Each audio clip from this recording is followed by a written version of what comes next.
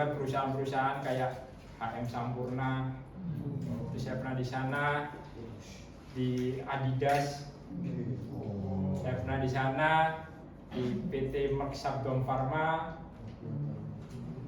itu farmasi, US company, dan mungkin mbak-mbak ini yang paling hobi belanja Lazada.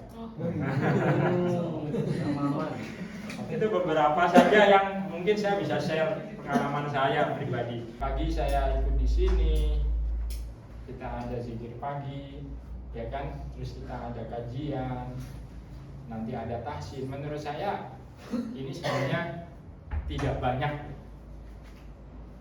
banyak, mungkin nggak sampai 10% perusahaan yang bisa memberikan kepada karyawan seperti ini. Justru menurut saya itulah salah satu kelebihan yang bisa Anda dapatkan. Bukan berarti apakah yang di tempat lain nggak ada. Saya juga pernah punya pengalaman nih untuk mencoba merubah jam istirahat. Karena saya dulu punya anak buah yang lumayan banyak, saya pikir kenapa nggak kita ubah aja istirahatnya dibarengkan dengan sholat zuhur waktu itu. Kenapa saya ingin gitu? Supaya kita bisa berjamaah nih, saya bilang gitu. Karena dengan adanya berjamaah kita malah sebenarnya lebih produktif. Tidak ada kata-kata kalau kita meluangkan waktu untuk ibadah, waktu tidak produktif. Dan sebenarnya itu terbukti, tapi kembali lagi setiap perusahaan punya yang namanya aturan, punya yang namanya budaya, sehingga saya tidak bisa melakukan itu. Dan singkat kata, akhirnya saya keluar. Apa yang menjadi pelajaran buat saya di sini adalah kalau kita melakukan sesuatu dan niatnya dengan ibadah, mungkin di luar Anda tidak bisa mendapatkan seperti yang di sini. Mungkin di luar Anda tidak bisa mendapatkan keleluasaan dalam melakukan sesuatu yang sifatnya juga ibadah.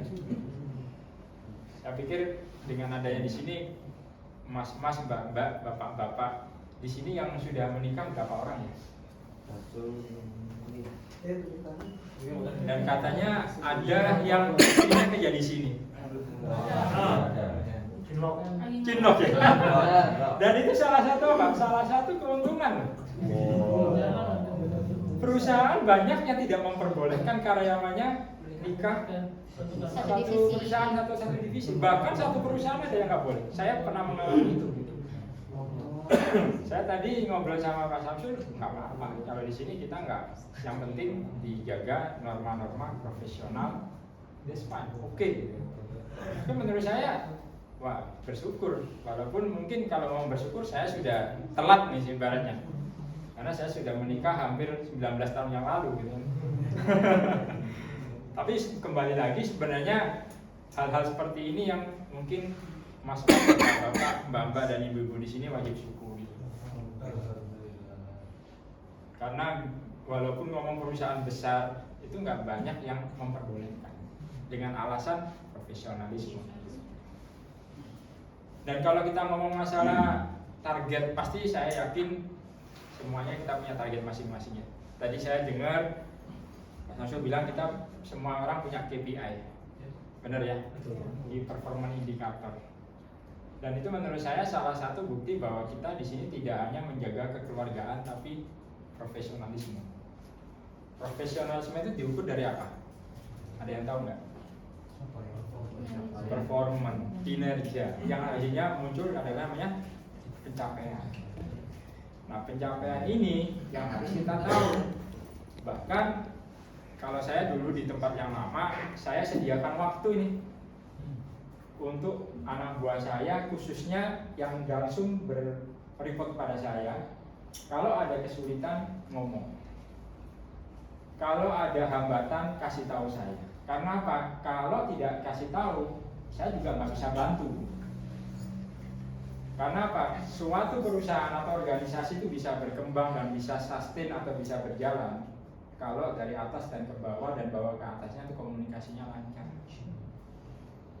Dan kalau komunikasi lancar, insya Allah kerja juga lancar. Apakah ada kesulitan-kesulitan yang mungkin Anda tidak bisa difasilitasi? pertanyaan saya itu, ada nggak pernah merasakan nggak? So far so good. So far so good. Justru menurut saya inilah kelebihan. Kalau misalnya Anda merasa so far so good, kelebihan inilah yang tidak banyak yang dapat di perusahaan-perusahaan di luar.